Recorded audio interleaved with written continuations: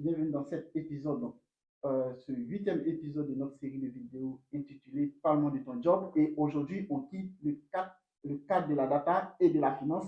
Nous allons dans un autre domaine, un domaine auquel je sais que vous ne pensez pas, mais nous partons aujourd'hui dans le domaine du droit. Et je reçois ici mon ami Stéphane. Stéphane, bonjour. Bah écoute, merci de me recevoir. Bonjour. Oui. Ok, du coup, je vais te laisser te présenter aux personnes qui nous regardent et je te laisse donner ton nom, ta fonction et tout. Bah écoute, déjà je te remercie encore une fois de m'accueillir dans cet épisode. Je suis Stéphane Kouakoukan, connu sur le pseudo de le juriste conforme. Ok, Donc, je pense que c'est ce que les gens connaissent le plus, mais derrière ce pseudo se cache Stéphane Kouakoukan.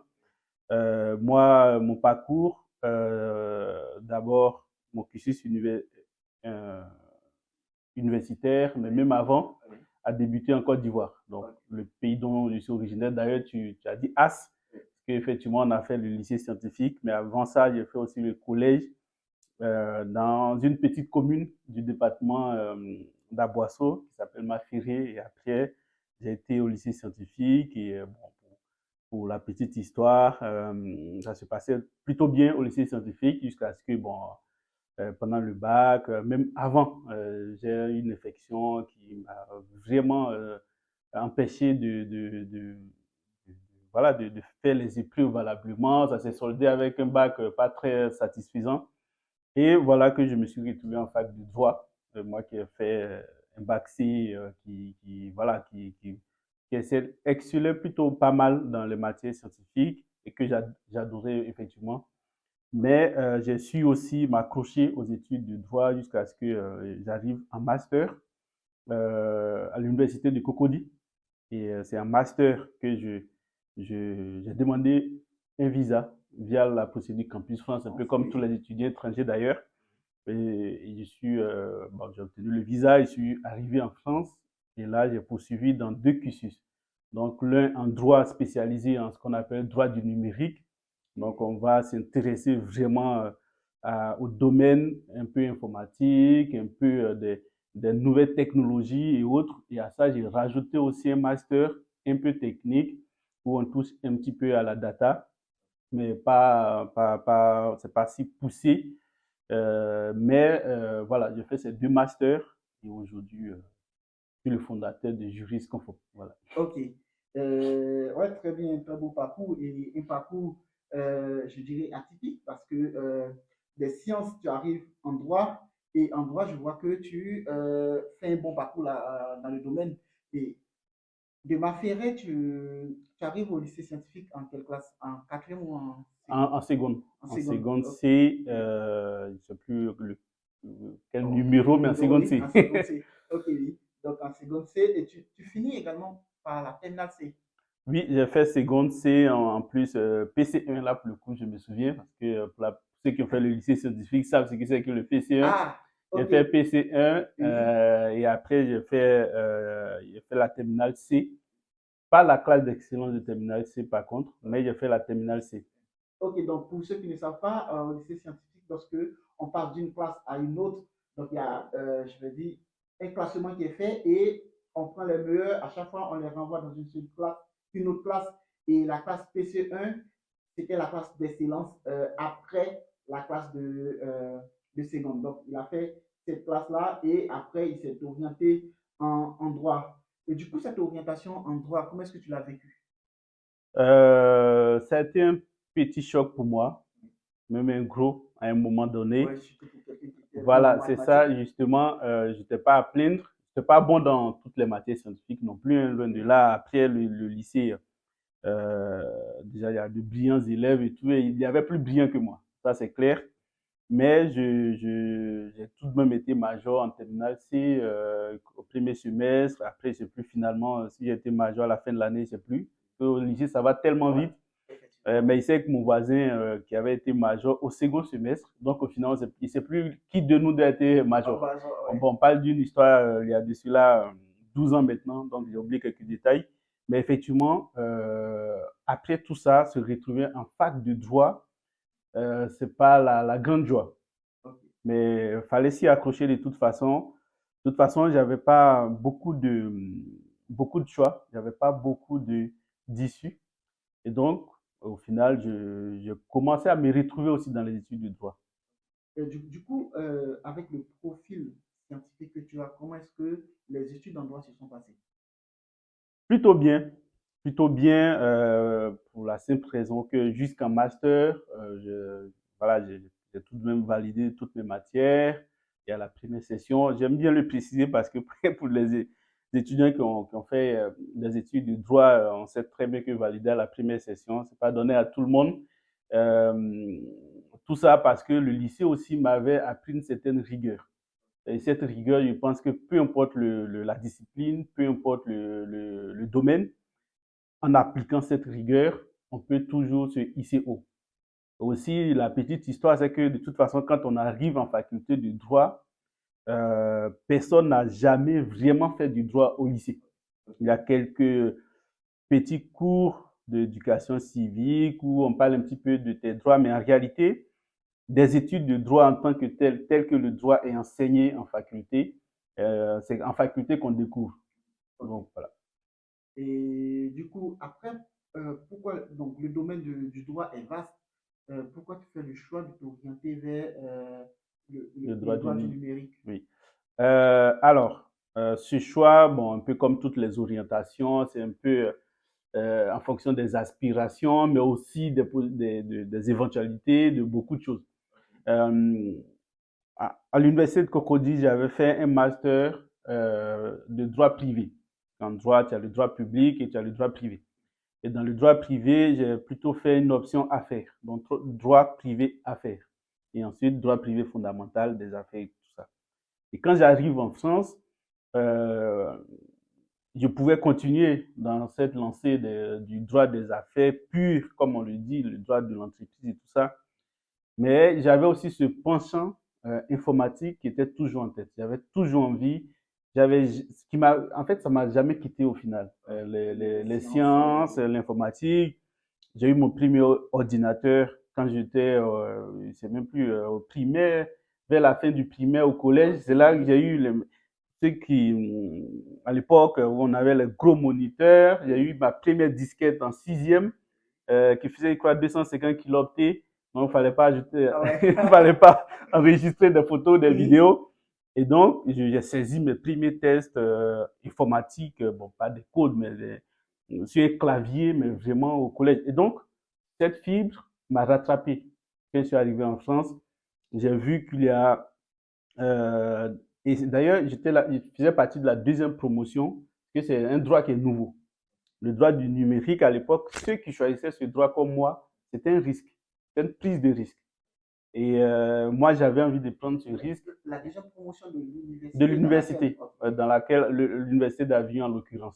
Et d'ailleurs, c'était une université ouvert le droit du numérique peut-être 2, 3 ans après nous, notre promotion. Donc, je fais partie des premiers étudiants de droit en France, mais vraiment, qui ont fait du droit du numérique. Ok. Et du coup, tu sors de là, tu décides de créer, de mettre en place un cabinet, donc juriste conforme.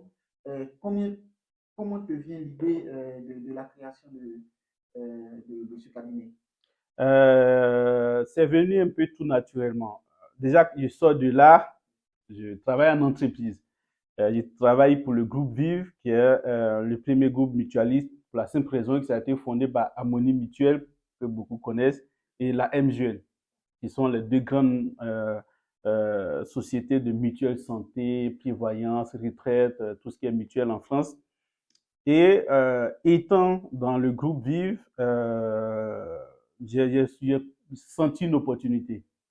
J'ai compris que j'étais dans un domaine justement qui était récent. Et donc, il ne fallait pas trop attendre. Et donc, à côté, je crée Juriste Conforme, je l'ai voulu pas vraiment comme un cabinet. Parce que pour moi, je voulais un projet qui a un impact. Et donc, un cabinet seul ne me suffisait pas. Et donc, j'ai préféré créer plutôt une sorte de legal tech qui combinait un petit peu à du vrai cabinet, mais aussi créer une communauté, un réseau. Bon, je pourrais bien préciser tout ça après si vous avez des questions, mais euh, voilà. Et donc, l'idée est venue tout naturellement et j'ai mis sur place le cabinet. Ok.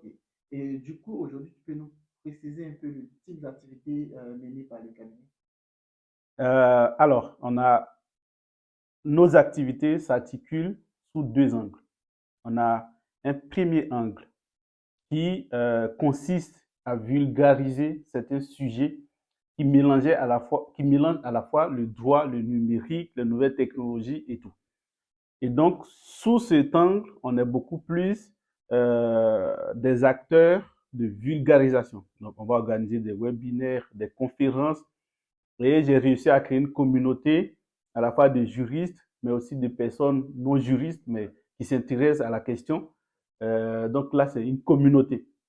Et donc, le travail est beaucoup plus collaboratif et un petit peu volontaire quelque part. Donc, il y a ce volet vulgarisation des sujets, que c'est un peu nouveau le droit du numérique.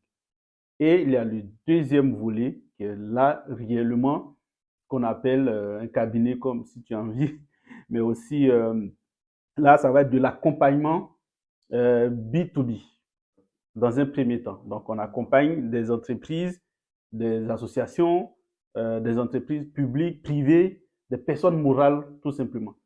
Les personnes physiques, les individus comme toi et moi, on va donner des conseils, mais pour l'instant, on est plus orienté vers du B2B. Ok. Et du coup, en termes de B2B, quels sont les sujets que vos clients vous ramènent souvent ou quels sont les sujets que vous souhaitez traiter avec vos clients de façon prioritaire? Euh, Ou pas forcément prioritaire, mais les sujets qui, pour dans lesquels lesquels ouais, on vous nous vous situez. sollicite. Oui, Oui. c'est ça.